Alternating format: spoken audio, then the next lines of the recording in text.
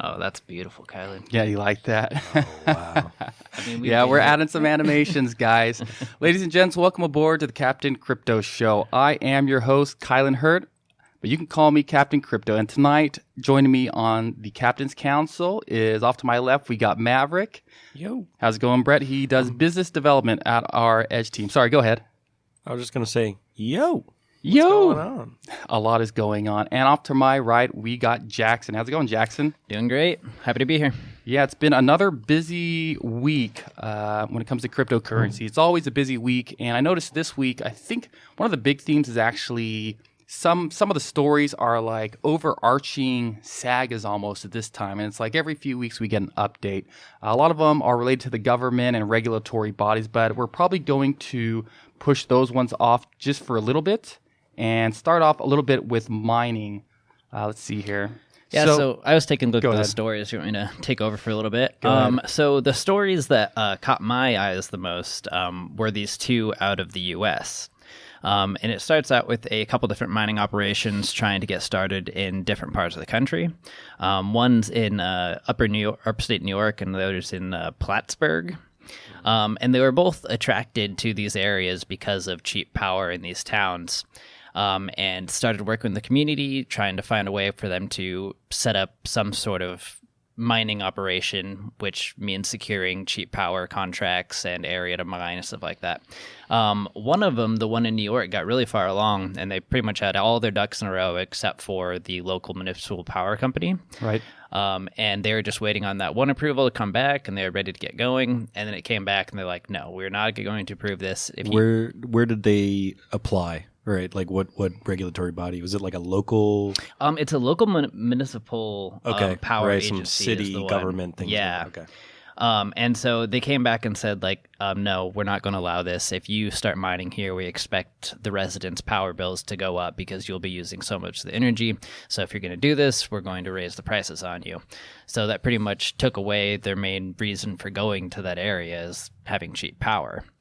And then the other one was a very similar story in Plattsburgh, but they are actually trying to put a moratorium on mining. I think it said for 18 months or something like that, as they tried to evaluate whether or not it would be a good thing for their town to have mining. So they're trying to outright ban mining in their town for the next 18 months. This reminds me of the fracking debate. Why is that? Because it can bring in money sometimes. Yeah, so fracking, like I guess cryptocurrency mining, was seen as a technological revolution. It really was, especially in the United States and Canada. A lot of oil and gas companies found a new way to basically generate revenue or generate these energy assets and sell them on the market. And then they started going into literally the region you're talking about. Plattsburgh, New York, so East Coast. Because there's actually a lot of shale reserves around there. And then you just see this dialogue between, entrepreneurs who necessarily don't really care about the environment and, or what's going on in that area, and then local officials and environmentalists that may or may not know that everything requires energy and and that this isn't necessarily a bad thing, or that something like there are costs to fracking, right? There might be some environmental costs, but also a lot of the things that came out about fracking, just like the things that come out about Bitcoin or mining, are from people that just have emotional reactions to it. Because when you actually get into a complicated discussion on fracking, it becomes less and less clear on what you can make like cause and effect on, right? So there's a lot of this stuff, and it seems pretty obvious that the countries and municipalities and states are going to kind of compete against this.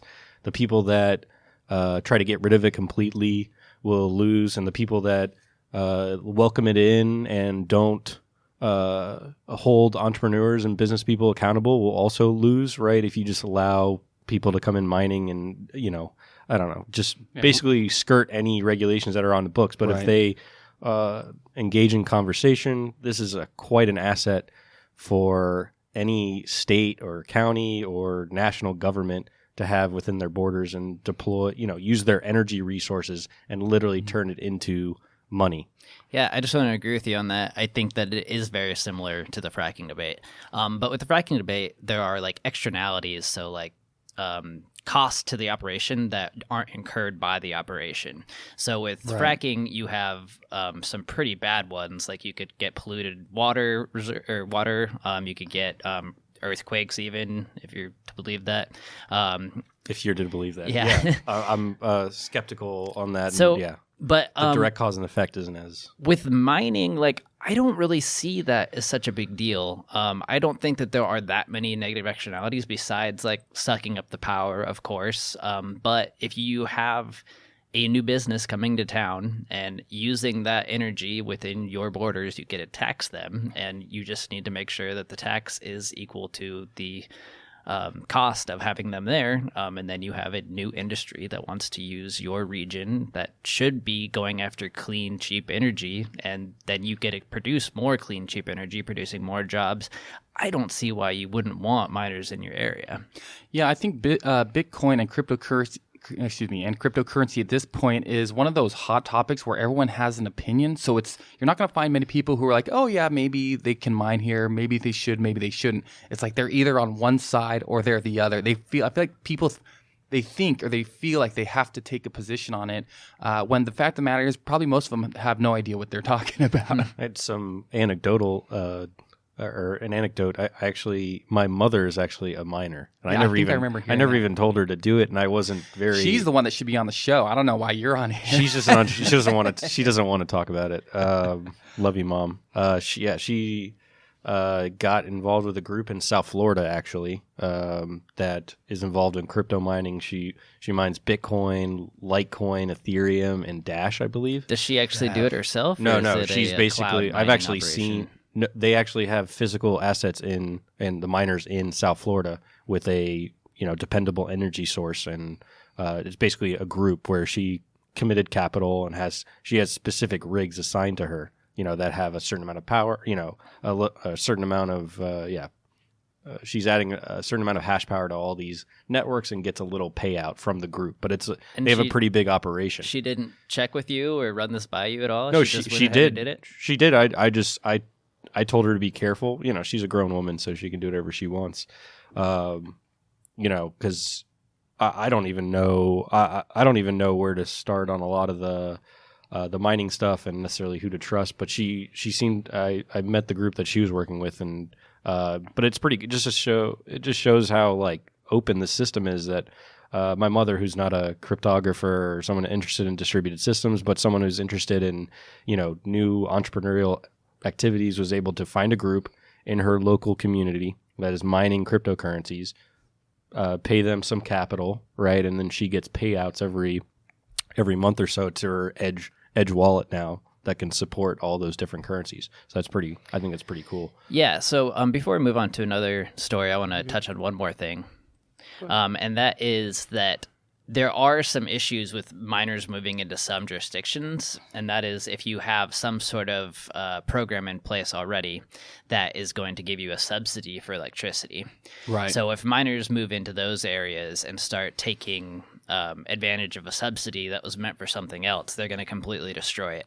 And I think anybody who's building any sort of program like that to try to bring in business with cheap energy that is artificially low is going to get completely wrecked. And I think that is something that is new and hasn't been the case. What do you mean by wrecked in this situation? So if you like are trying to bring in, say, Amazon, just because that was in the news lately, and they wanted a new headquarters. And one of the things you promised them is, well, we are going to give you some of our tax money in the form of cheaper energy and have that be an artificially low price. Okay. And then miners are like, wait, artificially low price on energy? And they come in and they just suck up all of that energy as fast as they possibly can. Then you're going to get completely destroyed on that tax incentive.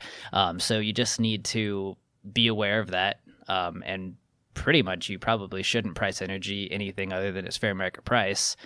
Maybe you could price it above it if you really hate miners and you don't want them to come in. But I think having anything to do with some sort of artificially cheap energy is going to be really a monster, and it's going to destroy you.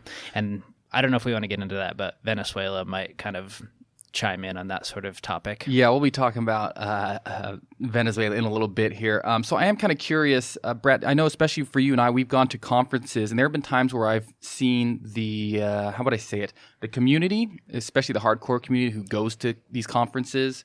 Earlier this year, I was kind of surprised at how many people were actually getting involved in Bitcoin or cryptocurrency mining in the United States. But it sounds like what you're seeing is that there is a little bit of a pushback from legislators. Maybe they're trying to put the brakes on it, at least in some areas. Well, yeah, it's going to be a mixed response, especially like in the United States. We have this laboratory of democracy with states and counties that have a lot of sovereignty, and ultimately the ones that incentivize entrepreneurs and crypto entrepreneurs to their states will win. And I think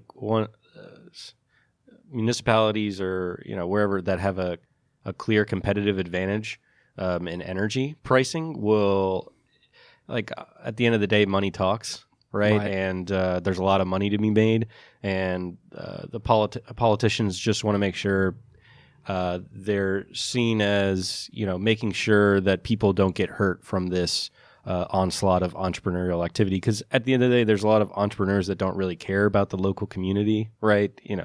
None of them. It's all about aligning incentives. So there's very strong incentives to be pro Bitcoin, because you can literally turn energy into money. Right. You're literally deploying excess capacity or whatever to secure this universal ledger, and you get paid in money for it. That people are very bullish on, right? So I think the incentives are just so strong to be, pro mining, especially if you're an energy-rich nation. You just think of like Russia, the United States, Iran, Iraq, Venezuela, Norway, which we'll talk about soon. I mean, all of them have a lot of energy resources, and this is just such a perfect way to put them to use. Yeah, you guys want to talk about the Norway story next? I'm not as familiar with it as you guys are. Yeah, I think Brett is the most familiar with it, yeah. But I just want to say that it's like a perfect contrast to what the U.S. is doing, where the U.S. is trying to ban and tax out Bitcoin miners. Norway seems to be going the opposite direction. What in the U.S. federal government? These like local city governments that we were just talking about. Okay, yeah. So, yeah, the Bitfury announcement, which I always like talking about the mining announcements, because that shows entrepreneurs putting skin in the game, literally putting energy into this, and flocking towards efficient uses of electricity.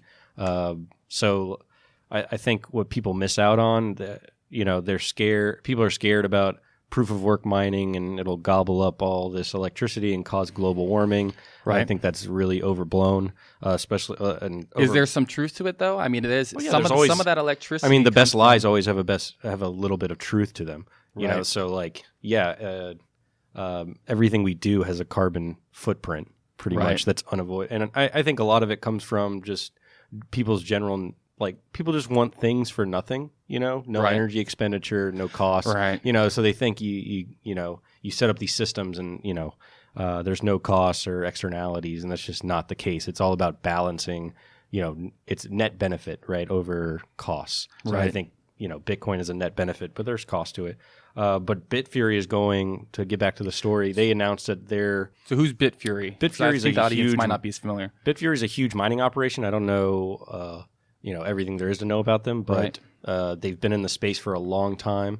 They mine Bitcoin. I'm sure they mine some other coins. I'm not exactly sure on which ones they do, but they've been in the Bitcoin. If I could just interject one thing. One thing they're famous for is being the first ones to kind of come up with the idea of having like a mining rig in a semi-truck trailer, and then just being able to roll it up anywhere where they can get cheap power. So a lot of people are kind of... speculate that they've never actually even made one of those, and it's just, but that's kind of what they're kind of known for. Yeah, that's and they contribute a lot of hashing power, which is just raw energy to the Bitcoin blockchain, which is the feature that makes it safe. And Bitfury literally had a nice PR announcement and photo op with a mayor from Norway who was really excited about welcoming them in and setting up something they call a data center, which is pretty much PR for mining, right? Euphemism. And they have a direct link to local energy there, and the energy there is hydroelectric energy, which is completely renewable and has a very small carbon footprint, if any. And I'm not that knowledgeable about hydroelectric energy, but it's like, most people know hydroelectric good, fossil fuels bad. So in this case, and you'll see this more and more with Bitcoin. Bitcoin every 10 minutes has a bounty basically for someone that can find the cheapest source of energy and the most renewable sources of energy, and they get paid for that. So Bitcoin and miners are always going to seek out the cheapest and efficient sources of electricity, and those right now are by far solar and wind, and hydroelectric and something like geothermal are right behind there. So for people that are worried about global warming, I think Bitcoin is actually an incentive to reverse some of those processes, and doesn't need to rely on fossil fuels. And part of the reason we don't have alternative energy adoption is because where those sources aren't necessarily close to population centers, right? And you can't necessarily distribute those resources efficiently. That's why you lose some of the even though electricity. they're actually cheaper and more efficient than fossil fuels.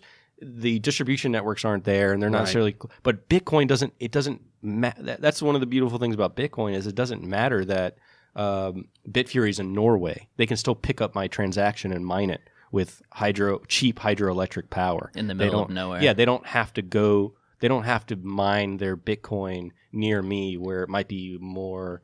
It might be cheaper to actually do it with fossil fuels. They can do it right there in Norway, right? And they don't need to be by their customers, which is anyone that uses the Bitcoin network.